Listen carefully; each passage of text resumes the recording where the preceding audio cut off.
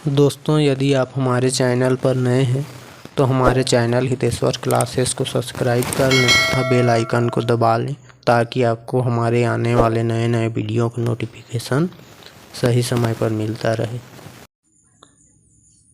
Hello friends, आज की इस वीडियो में हम रीजनिंग के अंतर्गत डाइस पढ़ेंगे। तो हम डाइस का पहले थ्योरी जानेंगे, क्योंकि जब आप डाइस का थ्योरी अच्छे से समझ लेते हो तो आपको कभी भी भविष्य में डाइस से संबंधित क्वेश्चन को सॉल्व करने में कोई कठिनाई नहीं होगी। तो देखते हैं डाइस कितने प्रकार के होता है। डाइस 3 प्रकार के होता है। एक स्टैंडर्ड डाइस यानी कि मानक पासा, दूसरा है जनरल डाइस यानी कि सामान्य पासा, और तीसरा है आपका ओपन डाइस यानी कि खुली पासा। ठीक है फ्रेंड्स, देखते हैं अभी स्टैंडर्ड डाइस होता क्या है। ठीक है, इसकी क्या क्या विशेषताएं हैं। ठीक है फ्रेंड्स, तो देखिए स्टैंडर्ड डाइस है तो स्टैंडर्ड डाइस में होता क्या है कि कोई भी नज़दीक सतह है उन पर स्थित अंकों का योग 7 नहीं होता है। ठीक है, और आमने सामने वाले अंक, ठीक ना, या फिर विपरीत अंक जिसका योग 7 होगा।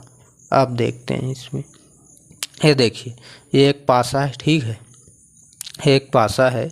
आपको पासा कैसे बनाना है बता दे रहा हूँ। 2 लाइन खींचेगा आप पहले, ठीक है ना, फिर यहाँ नीचे से मिला दीजिएगा, फिर ऊपर से वैसे, फिर यहाँ भी ऐसे करके ऐसे कर दीजिएगा, आपका डाइस बन जाएगा। ठीक फ्रेंड, अब देखते हैं इस पासा में जो नियम है, ये देखिए ये नियम है, यहाँ तक आ गया।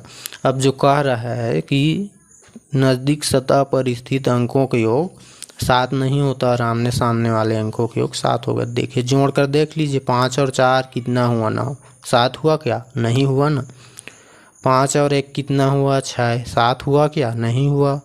1 और 4 का योग 5 हुआ, 7 नहीं हुआ, यानी कि एक स्टैंडर्ड डाइस है।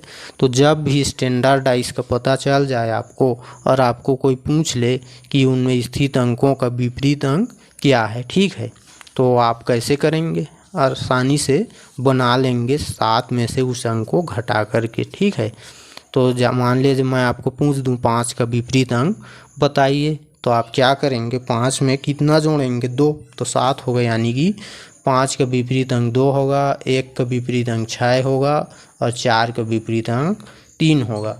अरे विपरीत अंक का मतलब क्या है जानते हैं फ्रेंड्स? देखिए यहाँ पर जो 4 है ना, तो 4 के ठीक यहाँ पर जो दिख नहीं रहा है हमको वो वाला अंक होगा 3, और 5 है तो यहाँ नीचे में होगा। ठीक है ना, मान लीजिए हम किसी पासा को इस प्रकार रखे हैं कि 5 ऊपर हो तो उसके नीचे में यानी कि जो समतल धरातल पर है वहाँ पर कितना अंक होगा, तो 2 होगा, उसको बस उसी को विपरीत अंक बोलते हैं। ठीक है, इधर 1 है तो इधर बगल में क्या होगा, 6 होगा। ठीक है ना, तो जब भी आपको स्टैंडर्ड डाइस से संबंधित कोई सवाल मिलेगा तो वहाँ केवल एक स्टैंडर्ड डाइस दे सकता है या फिर 2 या 2 से अधिक, लेकिन आपको एक ही स्टैंडर्ड डाइस दे करके भी पूछ सकता है। लेकिन जब हम बात करते हैं जनरल डाइस की, सामान्य पासा की, तो वहाँ कम से कम आपको 2 पासा देगा ही देगा, तभी आपका सवाल बनेगा। ठीक है फ्रेंड्स, तो आपने समझ लिया कि मानक पासा स्टैंडर्ड डाइस होता क्या है। अब देखते हैं ये जनरल डाइस सामान्य पासा होता क्या है। तो सामान्य पासा होता क्या है फ्रेंड्स, देखिए इसके 2 शर्तें हैं, वही उसका विपरीत होता है जनरल डाइस स्टैंडर्ड डाइस का। आपको केवल मानक पासा याद रखना है, ठीक है ना, कि मानक पासा में जो विपरीत अंक है वो 7 नहीं होता है। अब देखिए सामान्य पासा में जो विपरीत सतह पर स्थित अंकों का योग है वो 7 होता है, जस्ट अपोजिट होता है स्टैंडर्ड डाइस का। और दूसरा नियम है आमने सामने वाले अंक यानी विपरीत अंकों का योग 7 नहीं होगा। ठीक है फ्रेंड्स, तो यहाँ पर हमको 2 पासा दिया गया है, ये 2 पासा है लेकिन 2 अलग अलग पासा नहीं है, अर्थात एक पासा है इसको इस तरह से रखा गया है, उसके बाद उसको घुमा करके इसी पासा को इस टाइप से रखा गया है। ये दोनों एक ही पासा है लेकिन अलग अलग तरीके से यहाँ पर रखा गया है। ठीक है फ्रेंड्स, अब देखिए हमको क्या करना है, इन सभी अंकों का विपरीत अंक निकालना है, यानी कि जो 5 ऊपर में है तो उसके नीचे धरातल में क्या अंक है, 3 है तो उसके धरातल में क्या, और इसी तरह से इन सभी अंकों का विपरीत अंक हमको निकालना है। तो उसके लिए क्या करेंगे, हम देखते हैं पहले दोनों तरह के पासा में कॉमन अंक निकाल लेते हैं। तो इसमें 3 है, इसमें भी 3, ठीक है फ्रेंड। इन 3 को यहाँ पर लिख दिए। फिर हमको घड़ी की दिशा में जाना है, ठीक है ना फ्रेंड्स। हमको घड़ी की दिशा में जाना है, और तो हम 3 को यहाँ पर लिख दें, और 3 के बाद घड़ी की दिशा में जाएंगे तो हमको मिलेगा 4, उसको यहाँ लिख दिए।